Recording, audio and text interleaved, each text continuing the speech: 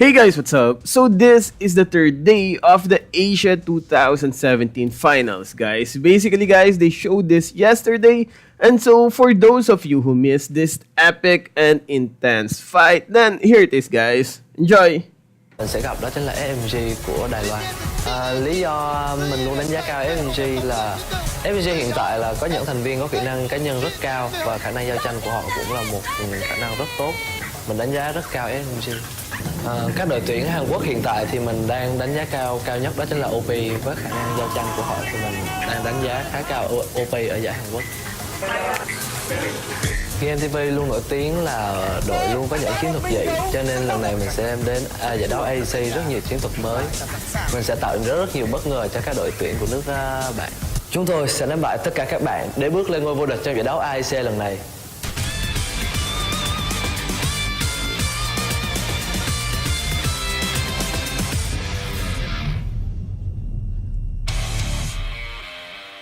So there we go, Game TV, and they've identified Chan as the player to watch, their jungler in this matchup. Saw a few clips of his Murad play from the Vietnamese league. So hopefully he can carry on that skills. And a lot of confidence coming out from Game TV as well. They're adamant that they're going to be the ones lifting the cup. Now, if they were to win this quarterfinal, then they have to go against Pro Army. They've beaten Pro Army before in that winter regional finals. Maybe they can do it again and get themselves in a final spot. So they're not going to be going against Koreans. We're pegging it most likely they're going to be going against a Taiwanese team. Yeah, but remember, Pro Army have been playing for these. They played a whole day 2 days ago for that first team. So Game TV, this roster will have their work cut out for them. So PS Man, Ben Chan, Henry, XB, Matung, and Pro on the Game TV roster. Couple of picks to watch out for. Chalgnar, which we saw to hit and miss effect in the previous series. Murad, obviously very strong for Chan. Airy, L'Oreal, which we see a lot of. Malak the same, and the niche pick of Alice. Yeah, it seems to be getting less and less niche as time goes on. More of these picks getting picked up. You can see most picked Alice and the Thane as well. Still an impressive KDA to back that up from a supportive role as well. 7.99. I imagine that's very stacked towards the A in that abbreviation. That's like the price tag of a fast food outlet meal. $7.99. Yeah. We got the KDA for $7.99. KDA bargain meal. Well, will it be extra value or will it be one of the finest that you could find? Might be a rip-off though. Could be. They're about everywhere. Of course, Game TV's opponents, Team CL, we've already seen them. We're probably going to be seeing some stuff from them very shortly. And there we go. I finally know what CL stands for. Crown Lions. Crown Lions? Yes, it's on the logo. And here's the information on that team itself.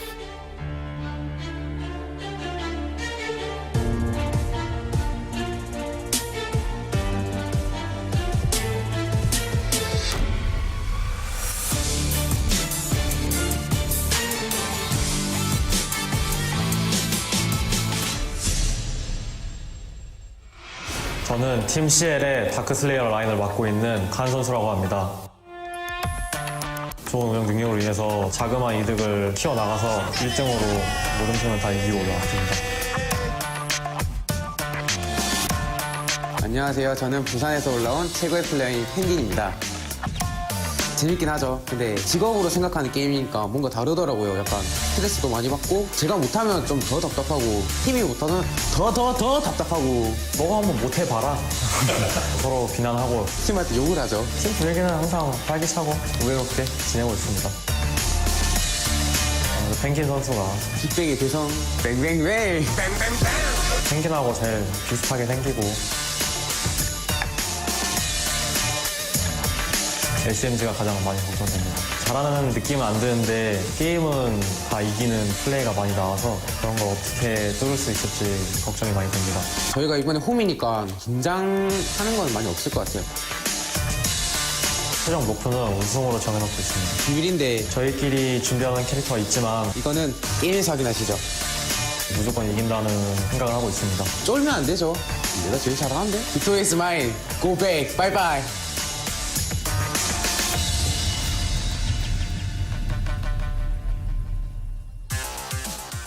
was so nice of Penguin to wave off Team Olympus there.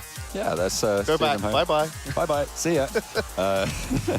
Again, though, they wouldn't have far to go. Team CL obviously being that Korean second seed. A lot of confidence in there. I mean, they're one of the players, but they did it. We saw that video a couple of days ago. Yeah. Identified SMG as the team they're most apprehensive about. Odd choice of phrasing there by them to say that they don't think they have good plays, but when you look at the results, they win. You would assume that there would be some good plays in there for them to be able to win. When you don't understand it, it's not a bad play. How can the enemy team understand what we're doing if we don't understand what we're doing ourselves? Exactly. Maybe that's the logic that SMG take into it. It's just like, this doesn't make any sense, so we'll just do it. They won't be able to figure out what the hell we're doing. Let's have a look at Team CL's roster, though.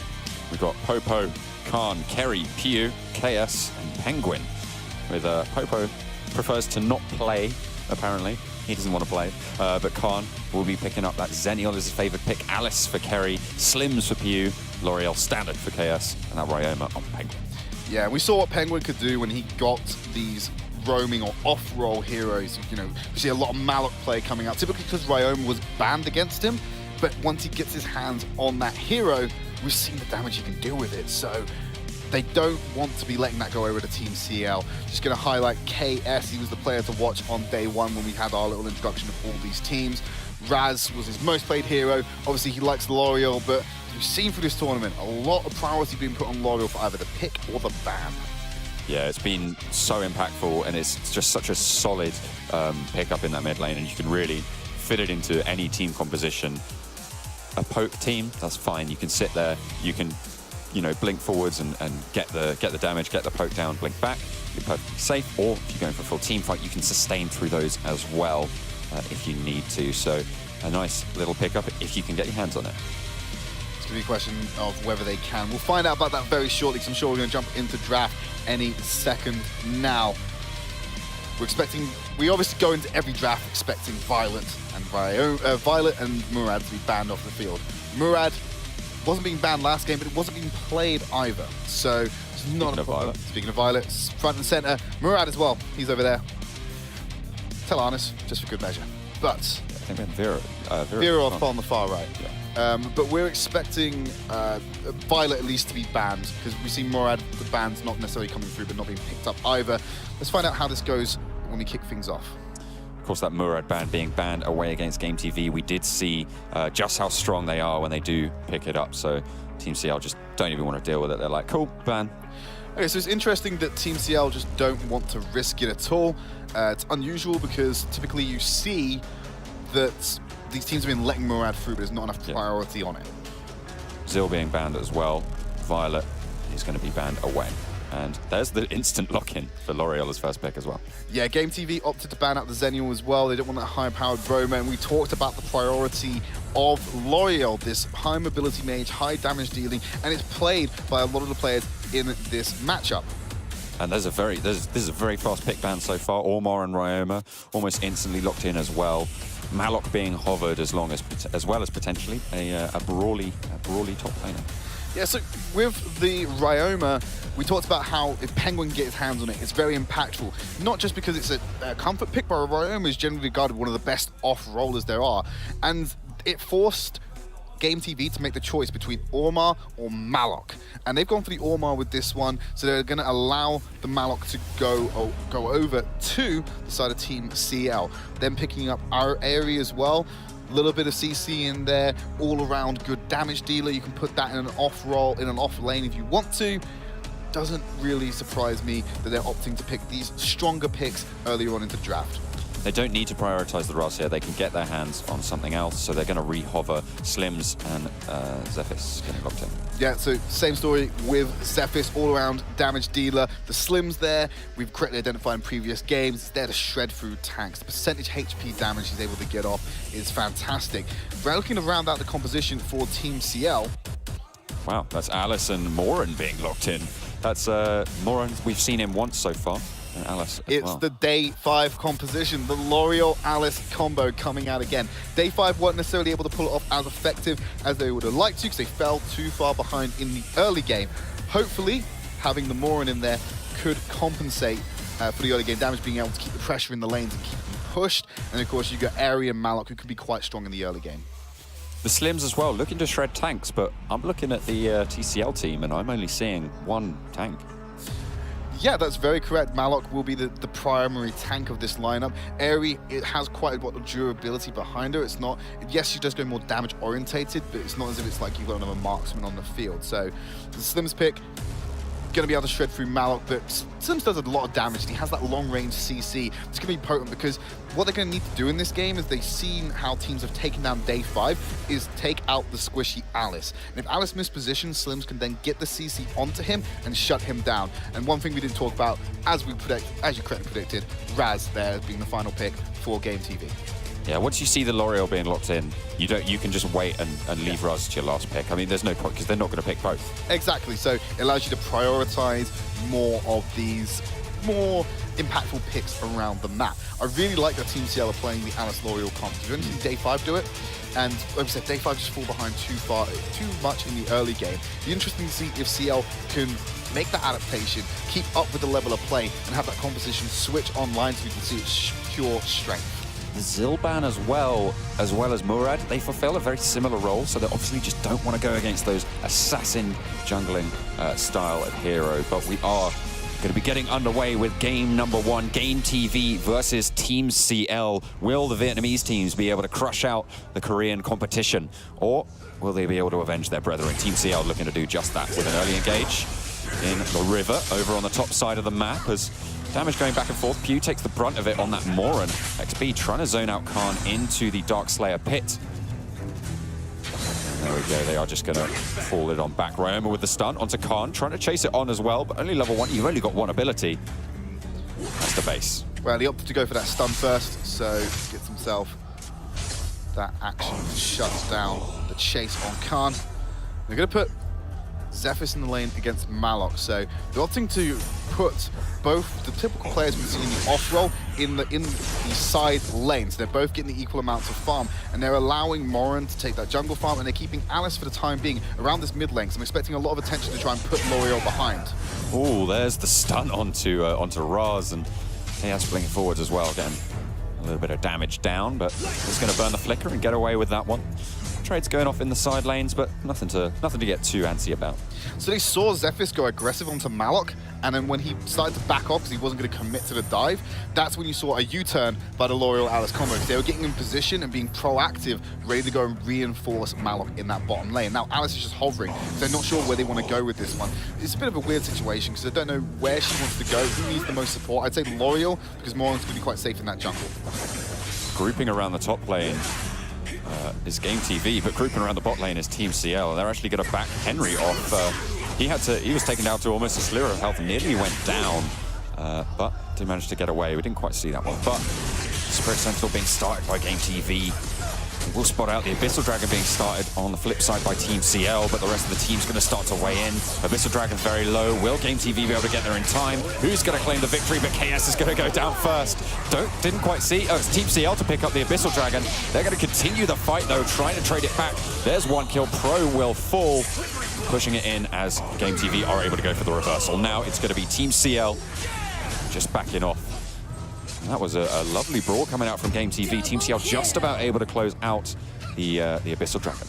So, Team CL started off the Dragon. We talked about how they stacked on opposite sides of the map. TCL on the right side of the map for that engagement. They get control of the Abyssal Dragon area. They secure it early. Now, when the fight comes into play, that was all about PS Man. Multi-man stun, multi-man AoE from the 1,000 stabs. He was peppering TCL from a perfect angle when they were trying to both come into the fight, and then when they were both trying to retreat, he attacked them from the side. I guarantee you he dealt the most amount of damage in that fight. There's 1,000 more stabs and a whole hell of a lot of damage onto Khan. He's going to back off under turret. Luckily, mobile enough to escape from that one. Did have a lot of the Game TV squad behind him as well, so he was caught out a little bit more. And maybe a little bit more bother, but has to base again. This is like the second or third time that Khan's been forced back to base. Yeah, he's struggling a little bit against the Ryoma, and this is why there's so much priority on him. Damage he's able to output. He's one of the most competent laners in the game. As we see a 4-man stack on the top side, they're really hammering home the fact that they do not want Khan to be awake in this game. Henry surviving solo under that turret for now. It's the same story in the top lane as once more we see the Game TV group up top, and once more we see Team CL group down in the bottom side of the map. Those turrets getting pressured in. Well, the whole reason why Game TV keep doing this, they go into the top lane to make sure there's no pressure in the top wave in case they try to go for the split push while the Abyssal Dragon is happening. At the same time, they take the top lane tower, they go down. They're chasing onto Henry as he once more gets dived in the bot lane. They're trading turrets and they're backing them off, and Henry again taken very low. He's going to allow that Abyssal Dragon to be started up by CL. And again, it's mirrored on the opposite side of the map, and they're going to get an inner for this, whereas they're just going to trade it off for the Abyssal Dragon on the bot side, but KS comes in with the save. Meanwhile, the Abyssal Dragon is secured by TCL. Of course, remember, we do have the scalability on Team CL L'Oreal, so the archetypal late-game mage able to pump out enough damage to essentially wipe your entire team if you leave her alone. And with the combo of the Alice, having that magic shred will be very impactful. That was a really opportunistic play by Game TV. I imagine the original plan was to go to that top lane, put pressure on the area to stop a split push happening while the Abyssal Dragon was going on. They rotate round to Sentinel and then down to the Dragon in time to contest for it. But instead, they saw that there was a huge committal at diving the tower instead of hitting the Abyssal Dragon early, which bought them more time to push further in the top lane. So they took the tower, they were looking for the inner as well, and they weren't in a rush to get to the Abyssal Dragon. However, they decided the inner dragon, inner tower, was going to be a sufficient trade to allow that Abyssal Dragon to go over to Team CL. They didn't get it though. They weren't quite able to capitalize as. That was purely because of KS. KS. So the plan was, and it was looking very good for them, and they're looking very high that they'd be able to do it. Over in the top side, we've got Slims getting caught out slightly in the jungle, but able to get the stun off onto KS. Gives Game TV enough time to rotate the rest of their players in and try and get something else. The stun trying to come out from PS Man, but will get stunned up in return. There's Henry as well, getting the knock up. There's the AoE stun from Pro on that Orma as TCL now wade into the fray. It's Pro low on the back line, but not going to be able to trade one back in return. 2 full. Penguin on that Malok is just going to be devastating with a double kill, finding yet another to back them up. L'Oreal will be able to find 1 kill and plenty of assists to boot, and they're just going to push in this mid turret. TCL with a very nice engage. So, forcing out Slims in the early game of that fight, basically you saw that the Hissy Fit was used in combination with L'Oreal to force out Slims. Now, usually I'd say that wasn't a very good trade. Probably should have saved it for a little bit more of effect with AoE scenario where there's multiple members to hit. However, Slims being taken off the board was enough because the team was so separated from Game TV, you wouldn't have been able to land the Hissy Fit on all of them anyway. And because they were spread out, you had the mobility heroes like Aerie coming in, Morin with the attack speed reset and the attack speed buff, you can get on that, just peppering them from the sides.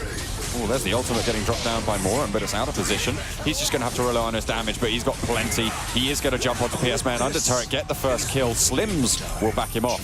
And that is going to be a nice pickup for Team CL. So that is the strength of Morin to play. The constant reset on that attack speed steroid, and Henry's going to need to be careful here, but I'm sure he can get out. Meanwhile, in the top lane, another dive coming in. Pew backs off from underneath the turret. The stun onto KS. There's another ult from Morin as well.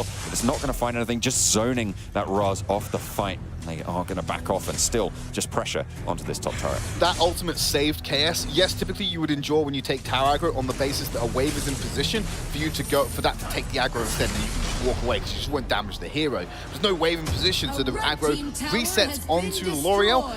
And if Raz goes in and fully commits to that attack, he will get the kill. So, Morin dropping that ultimate, zoning him off with it, was absolutely crucial to keeping KS alive in that engagement. Penguin has 2 players on the flank. Pro not actually showing, so maybe trying to bait in the duel against PS Man and then wading in with the stun and trying to get something there.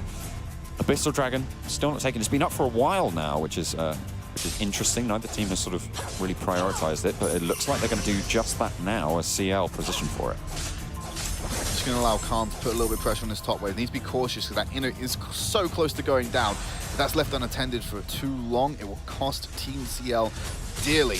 Now, the reason neither team can either commit to the Abyssal Dragon just yet is the lack of information. So many members are hidden in the jungle. I think Moran has started the fight on that dragon already. He's pulled it out, and I don't think Game TV know it's been started just yet, but they have to assume it has because they're being forced back by the lineup of TCL. The stun spear from Slim's not quite landing, and that is just going to be another Abyssal Dragon going in for TCL. Penguin just facing off against two. There's the ultimate coming in, and Alice as well with the speed up. That is going to be a lot of damage going over onto Slim's. Penguin picks up the kill. The knockup's coming through from Raz, but he is in a little bit of hot water there as he does go down as well. Henry and Pro are going to go low, and that's going to be the kill onto Ormar. Absolutely love that, because typically you'll find that you get the Alice comboing with the L'Oreal. Then we saw the Alice Malok. And why that works is it's not as if you can empower Malok's abilities with that. It's all about the fact that you speed yourself up with the shield. You get into range, you then drop the hissy fits. There's no attempt for them to use mobility spells to get away. Malok guarantees the knockup, and then you have the reinforcements while they're taking damage over time from the hissy fit to secure the kill. After that, they got the kill, they force them away from the tower. It's just a chase down at that point by the Malok, by the L'Oreal, and Aerie. A very nice combo indeed, and they pull it off with grace and style, turning their attention now to the Spirit Sentinel. Game TV trying to push him, but it's already gone, my friends, and you're going to find yourself some enemy heroes to deal with. Pro has to back off. Raz tries to flee around the side, but it's Pro in most of the danger as Pew finally picks up a kill into this goal, picks up the kill into this game, the third so far in this match.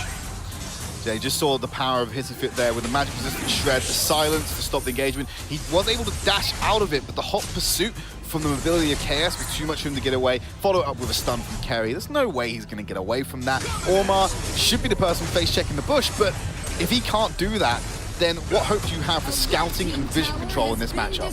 Yeah, very standard ultimate there. We've seen that quite a lot of Malok just ulting behind their turret, zoning the enemy team away. They can't afford to push through that, and in the meantime, the turrets just fall. They find another one in the top lane, and they are really starting to push this one to the end of the game. 10 minutes on the clock, and they're already staring at these high ground turrets. So hyper-aggressive ultimates like the Malok initiation are there to force a fight or flight instinct from the enemy team. Now Game TV have identified they're not winning the fights at the moment, so they can't fight. They have to fly away, and it just makes them concede objectives. And TCL, they know the advantage they have in this game, and they're opting to kick off the Dark Slayer. Maybe trying to bait Game TV to go down towards the Abyssal Dragon, but no, they know what's up, but it's a little bit too late for that. The Dark Slayer gets picked up, and Penguin is already in the phase of 3. That's zoning it off. Khan in the bot lane will challenge on Henry, go for the dive and almost go down, but dashes away over the wall. The fight is raining on in the mid lane, however. Two players did go down in that brawl, as we saw Khan go for the dive over towards the bottom side of the map. So TCL there, they use Malok positioning with that ultimate to cut off the easiest point of retreat for Game TV, so they have to go into the knockup or stay in the area to take damage from TCL, who have been empowered by that 30% damage increase. They wipe the fight while the side lane gets advantage in their favor, and now they push into the base. They've got players at the outer towers, and they just can't do it. There's no way that Game TV can stop that one. Team CL with a very quick, nice game. They will take that 1-0 lead into this best-of-3 series. Korea not lost for hope just yet. Rock, paper, scissors. We said it before. It's a very good comparison. Well, that's only game one. Yeah. It's only game one. Game one. And we need to see how they're going to shape up moving into the rest of the series. But there, we saw the strength of having the Alice in there with the L'Oreal shredding the fight. But more importantly, we saw how they were using Alice to set up the initiation rather than being the initiator herself. Exactly. That Malok obviously such a strong initiator, which is what you see why it's such a prioritized pick.